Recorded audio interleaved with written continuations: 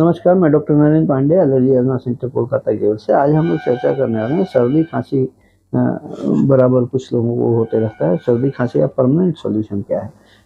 एक बार सर्दी जिन लोगों को ये प्रवणता रहता है होने का, उन लोगों का हर मौसम के बदलाव में ज़रूर हो जाता है। सवेरे शाम को तकलीफ़ होता है और एंटी एलर्जिक्स दवाइयाँ लेते हैं तो आराम मिलता है। इस तरफ तो आराम हो जाता है सर्दी खांसी में, लेकिन ज़्यादा से ज़्यादा एंटी एलर्जिक्स में सेडेशन का इफेक्ट रहता है, नींद आने लगता है, शरीर में एनर्जी की कमी आ जाती है। इस सिचुएशन में सॉल्यूशन क्या करें, ये परमानेंट सॉल्यूशन के विषय में हम लोग आज चर्चा करने वाले हैं।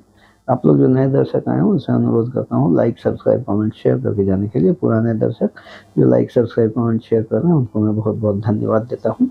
हम लोग कोलकाता में सियालदह स्टेशन के पास पैदल चलने योग्य रास्ता मौलाली मज़ार और इंटाली सिनेमा हॉल के बीच वाले मकान में अवस्थित है। हमारे यहाँ परिसेवा लेने के लिए 500 रुपये अग्रिम नॉन रिफंडेबल जमा करना पड़ता है, जिसके लिए आप नीचे दिए गए नंबर 7278034776 में संपर्क कर सकते हैं।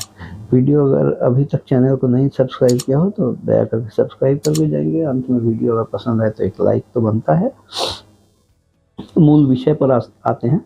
जिन लोगों को ये सर्दी खांसी होने का प्रवणता रहता है, बार बार हर मौसम के बदलाव में छींक आना शुरू हो जाता है, नाक से पानी आना शुरू हो जाता है, खांसी होना शुरू होता है, गले में खराश होना शुरू होता है, इस तरह का प्रॉब्लम्स होता है। और जिन लोगों को ये रहता है वो बराबर हर मौसम के बदलाव में इस तरह से जोर का ऐसा पकड़ लेता है और वैसे भी कम ओबेश सारा साल लगा ही रहता है और रुकने का नाम नहीं लेता है। ये क्वालिटी ऑफ लाइफ बहुत डिस्टर्ब करता है। बेड रिडन आपको नहीं करेगा, लेकिन क्वालिटी ऑफ लाइफ रोज़मर्रा का ज़िंदगी को बिल्कुल डिस्टर्ब करके रख देता है, डिसमिनेट करता है।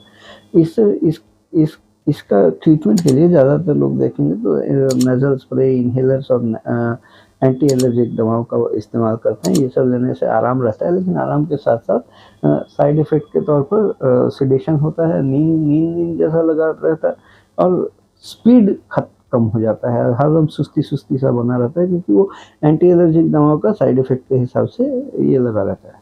तो इसका सॉल्यूशन क्या है? ब्रॉडली हम लोगों को जब पता चल ही गया कि एंटी एलर्जिक का ही रोल है, क्योंकि एलर्जी कहीं है तभी एंटी एलर्जिक इफेक्ट कर रहा है, तो कहीं ना कहीं एलर्जी का मसला तो है।